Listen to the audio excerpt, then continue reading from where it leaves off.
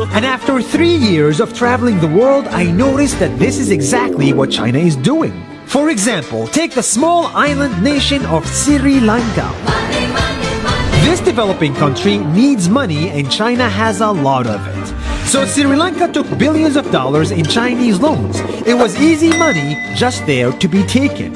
And with that, they built skyscrapers, highways, airports, and shipping ports. The country grew and prospered.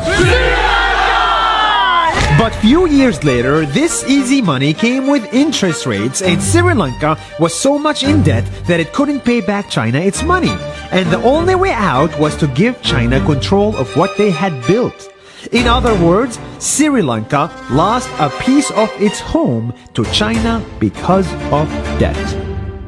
This is the Chinese money trap.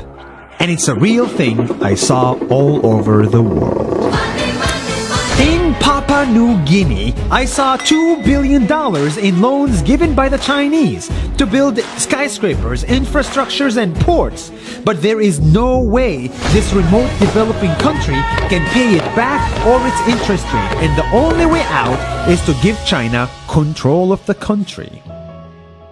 In the Maldives, Pakistan, Malaysia, Laos, Kazakhstan, Mongolia, Egypt, Kenya, and South Africa,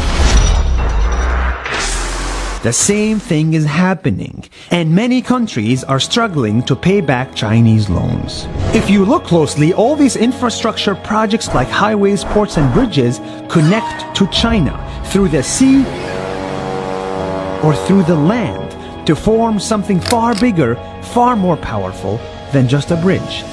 A new Silk Road.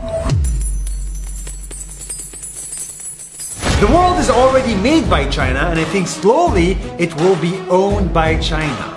Don't get me wrong, building bridges, ports, highways, and airports is a great thing for the people and the country, but they come at a very high cost.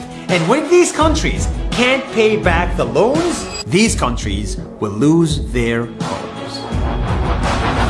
One thing my parents had taught me is that there's no such thing as a free lunch or a free ride. So if we're not careful with our money or other people's money, then we better start learning Chinese. 下周见。